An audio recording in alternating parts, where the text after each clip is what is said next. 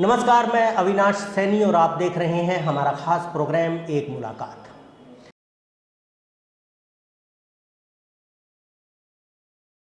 आज हम मुलाकात कर रहे हैं प्रख्यात शायर हैं, मीडियाकर्मी हैं और पॉलिटिकल थिंकर हैं, सामाजिक कार्यकर्ता हैं गौहर रज़ा साहब। वो हमारे बीच में हैं, उनसे एक मुलाकात करते हैं और जानते हैं उनकी ज़िंदगी और सामाजिक जो उनकी ज़िंदगी है उससे जुड़ी हुई कुछ बातें।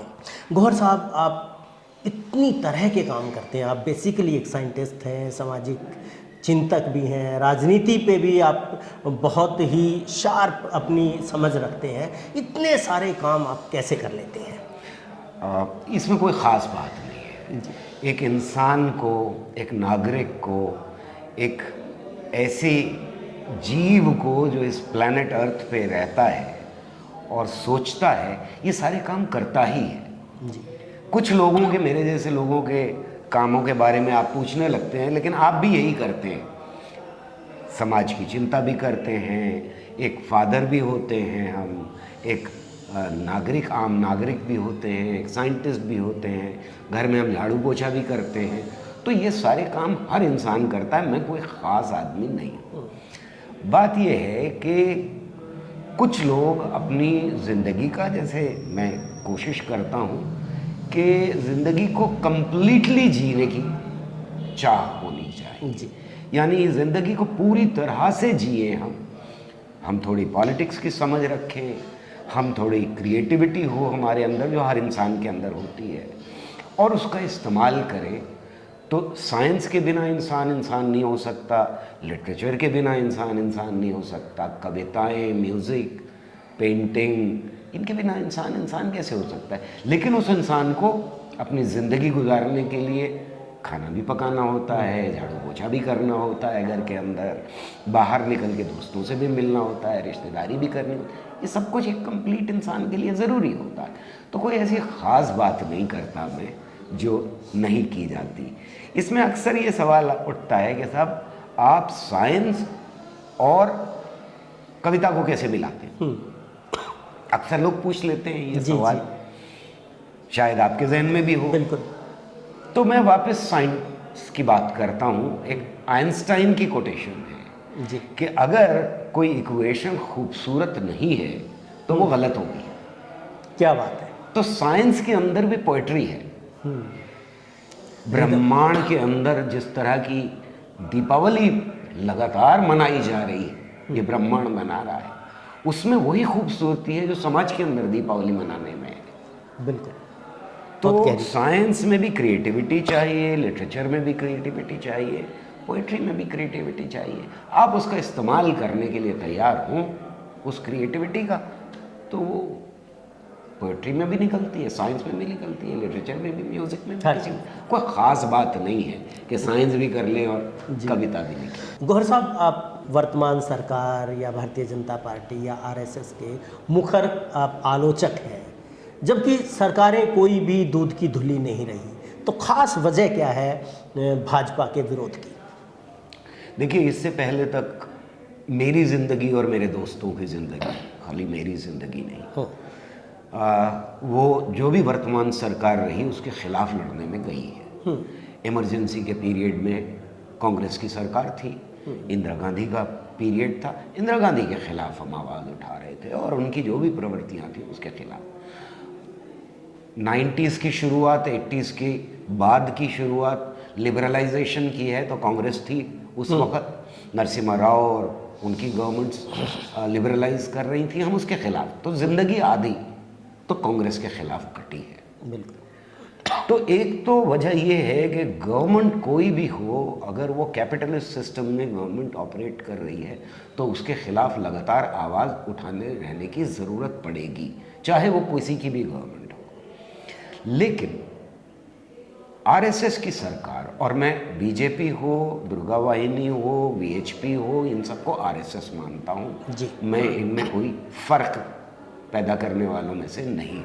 बहुत सारे लोगों को लगता है, भ्रम होता है कि बीजेपी अलग है और आरएसएस अलग है और अलग अलग फ्रंट्स हैं उनके। मैं इनको सबको एक ही मानता हूँ। तो ये जो आरएसएस की सरकार है, ये इस मुल्क को पाकिस्तान की इमेज में ढालने की कोशिश में लगी हुई, जो पिछली सरकारों ने नहीं किया। ये धर्म का इस्तेमाल करके अंग्रेज़ों ने जो राजनीति हमारे यहाँ अपनाई थी, डिवाइड एंड रूल की, ये उन्हीं की औलादें, कम से कम इंटेलेक्चुअल औलादें या आप आइडियोलॉजिकल औलादें कहेंगे तो वो अंग्रेज़ों की कहेंगे, क्योंकि पहली बार हिंदुस्तान की तारीख में डिवाइड एंड रूल की पॉलिसी ब्रिटिश लेके आए थे। तो ये एक बड़ा बदलाव है कि ये डिवाइड एंड रूल की पॉलिसी पर ही चल के इस मुल्क की राजनीति को चलाना चाहते हैं। और इस डिवाइड एंड रूल में नफरत बहुत बड़ा रोल अदा करती है, जिसमें दलितों के खिलाफ नफरत, जिसमें आदिवासियों के खिलाफ नफरत, जिसमें माइनॉरिटीज़ के खिलाफ नफरत, ये बहुत बड़ा रोल अदा कर रही है। और इसलिए साइंटिफिक टेम्पर के ऊपर हमला है जो बहुत तेज़ी से बढ़ा है इस बीच में, इसलिए लोगों के भाईचारे के ऊपर हमला है, और इस वजह से बीजेपी के खिलाफ, आरएसएस की गवर्नमेंट के खिलाफ खड़ा होना बहुत ज़रूरी है। और वो जो 70 साल में डेमोक्रेटिक इंस्टीट्यूशंस बने हैं उनको पूरी तरह से तोड़ देना चाहते हैं। कोई भ्रम नहीं होना चाहिए कि वो इस कॉन्स्टिट्यूशन के खिलाफ है।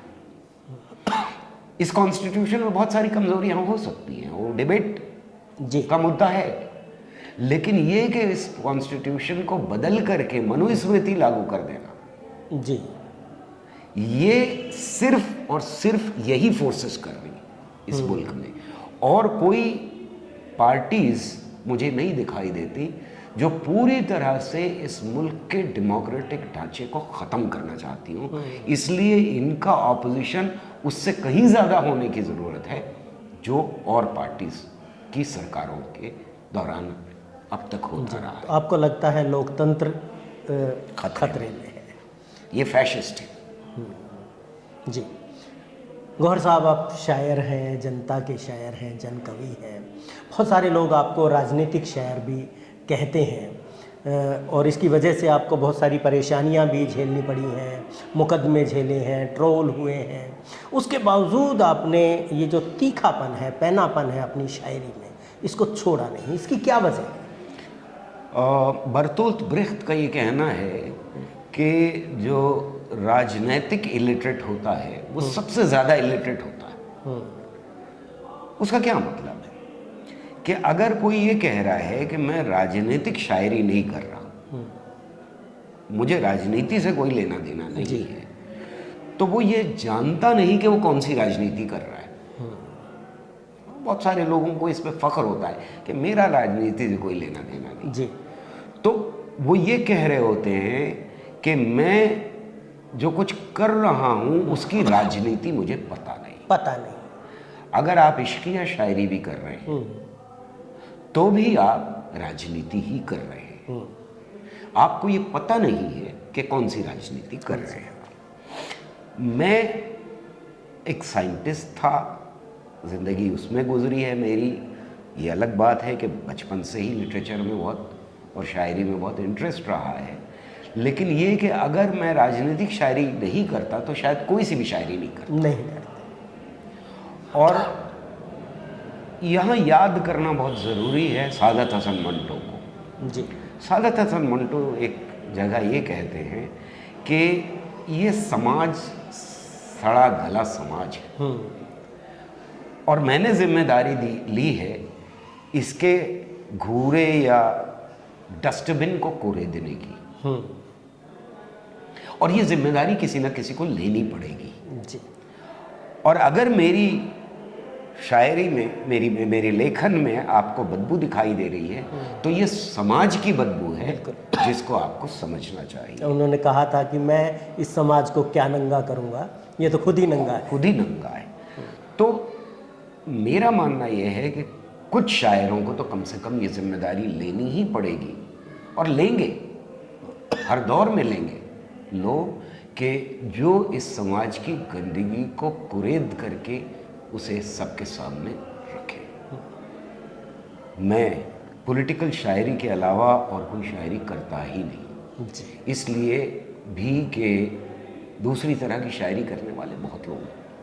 और इतना कुछ कहा जा चुका है पिछले 200 साल में उर्दू लिटरेचर में तो जी। ख़ास तौर से, बाकी सारे लिटरेचर्स के बारे में भी ये बात शायद सही है कि इश्किया शायरी हो, नेचर की शायरी हो, ये सारी शायरी में इतना कुछ कहा जा चुका है कि अब कुछ कहने को बाकी नहीं है।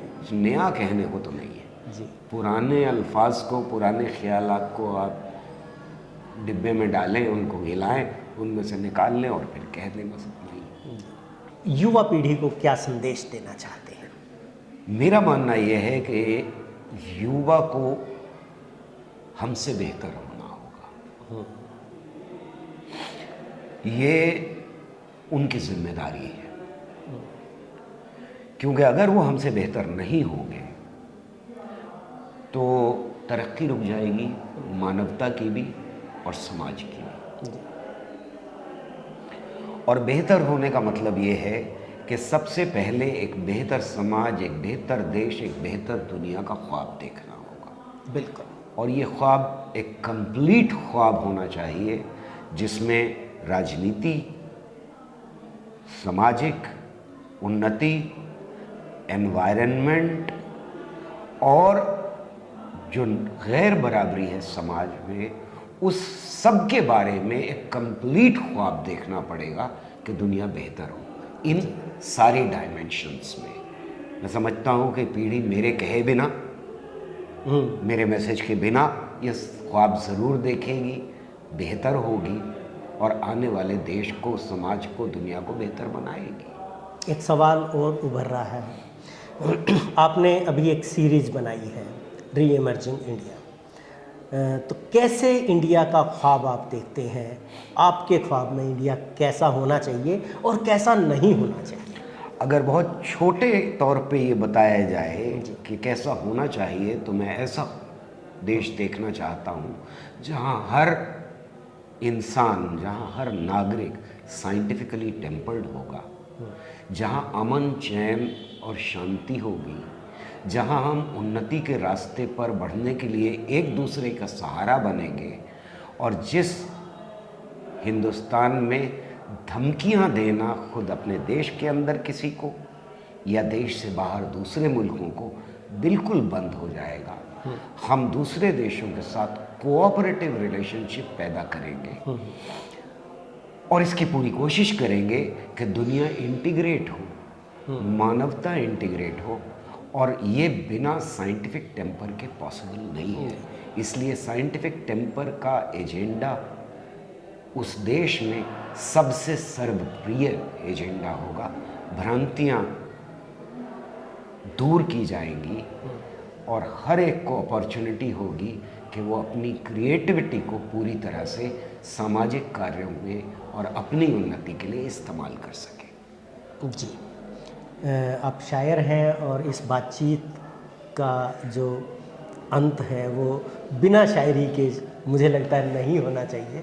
तो कोई शायरी जो आपके दिल के बहुत करीब हो, नई या पुरानी से कोई मतलब नहीं, जो आपके दिल के आजकल करीब बहुत है उसको। आपने जो शुरुआत की थी आपने कि बहुत सारी चीज़ें जब आप पॉलिटिकल शायरी करते हैं तो झेलनी पड़ती हैं। जी जी। और उसमें सबसे ज़्यादा जो मुश्किल चीज़ होती है वो ये होती है कि आपके अपने दोस्त कभी कभी कहने रखते हैं कि बड़ा संभल के बात करो, थोड़ा इतना ज़्यादा मत करो, तो खामोश रहने के लिए कहा जाता है। ये असल में मैसेज ये होता है कि खामोश। तो आवाज़ उठाना लाजिम है। मेरी नज़्म वो सुना देता हूँ आपको। जब सब ये कहें खामोश रहो, जब सब ये कहें कुछ भी न कहो, जब सब ये कहें है वक्त बुरा, जब सब ये कहें ये वक्त नहीं बेकार की बातें करने का, जब सब ये कहें कुछ सोचो तो, जब सब ये कहें कुछ समझो तो, जब सब ये कहें कलियों का चटकना क्या कम है, फूलों का महकना क्या कम है, शाखों का लचकना क्या कम है, बिंदिया का चमकना क्या कम है, जुल्फों का बिखरना क्या कम है, प्यालों का छलकना क्या कम है, जब इतना सब है कहने को, जब इतना सब है लिखने को, क्या जिद है कि ऐसी बात करो जिस बात में खतरा जान का हो। क्या बात है। जब सब ये कहें खामोश रहो, जब सब ये कहें कुछ भी न कहो, तब समझो पतझड़ रुत आई, तब समझो मौसम दार का है, तब सहमी सहमी रूहों को ये बात बताना लाजिम है, आवाज़ उठाना लाजिम है, हर कर्ज चुकाना लाजिम है। जब सब ये कहें खामोश रहो, जब सब ये कहें कुछ भी न कहो, तब समझो कहना लाजिम है, मैं जिंदा हूँ, सच जिंदा है, अल्फाज अभी तक जिंदा है, अल्फाज अभी तक जिंदा है। बहुत खूब, शानदार। और ये मुलाकात भी मुझे लगता है उतनी ही शानदार रही है हमारे दर्शकों के लिए भी। तो बहुत बहुत शुक्रिया। बहुत शुक्रिया। जिंदाबाद। जिंदाबाद।